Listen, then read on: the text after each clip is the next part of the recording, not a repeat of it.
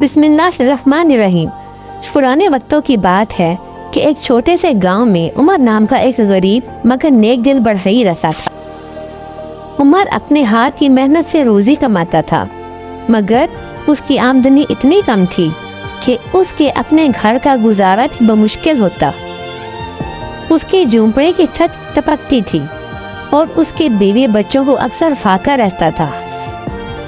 इसके साथ ही एक बेवा खातून रहती थी जिनके 4 छोटे 3 बच्चे थे।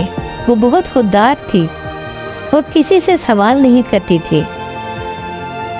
उमर जानता था कि वो खातून शदीद तंगी में है, मगर उसका अपना हाथ भी खाली था।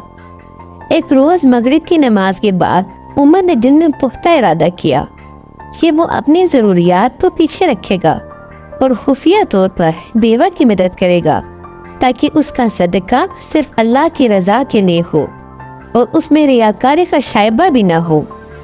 उस रात उसने अपनी कुल कमाई में से एक मुट्ठी आटा और एक सेब निकाला।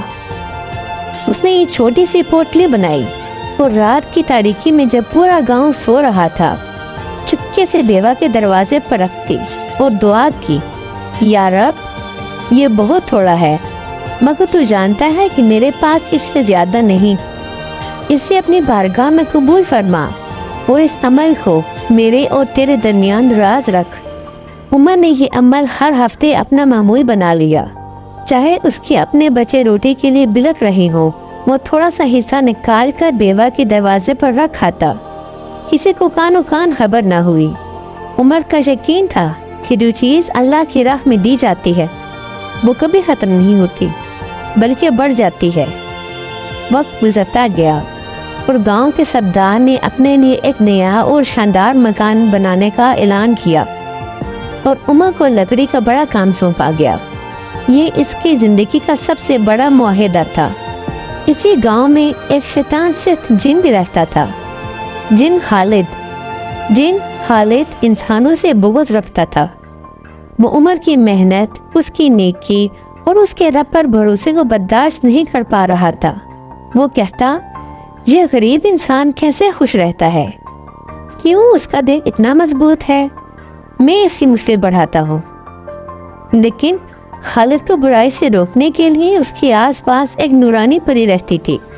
वो कहती, खालिद, अल्लाह के नेक बंदों से मत टकराओ, नेकी की राह में रुकावट न बनो। मगर दिल नहीं सुनता था। खालिद रात को आया और उमर के तमाम औजार तोड़ दिए। रस्सी काटी, हथौड़ा फेंका और लकड़ी की मशीन तोड़ दी और सोचा, अब ये काम कैसे करेगा?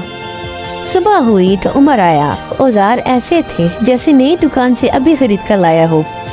खालिद ये सब देख रहा था। वो चीख उठा।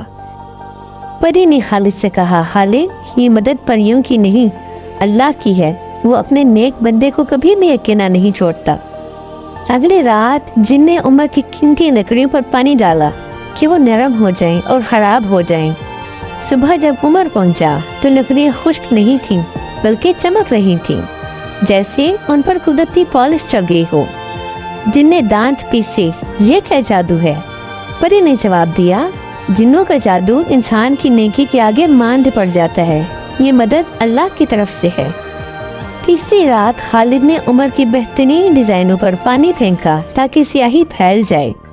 सुबह उमर ने नक्शे देखे तो वो खराब हो चुके थे।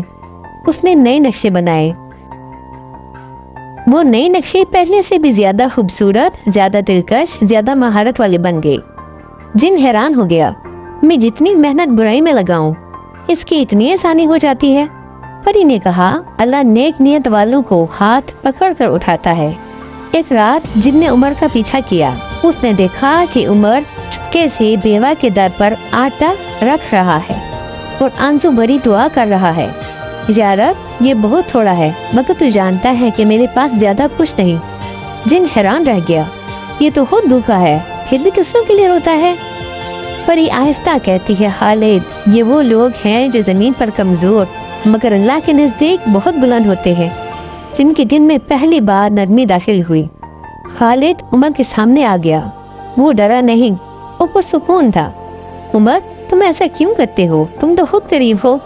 उमर मुस्कुरा कर कहता है, भाई, میں جانتا ہوں جو اللہ کی راہ میں دیا جاتا ہے وہ کم نہیں ہوتا بلکہ بڑھتا ہے۔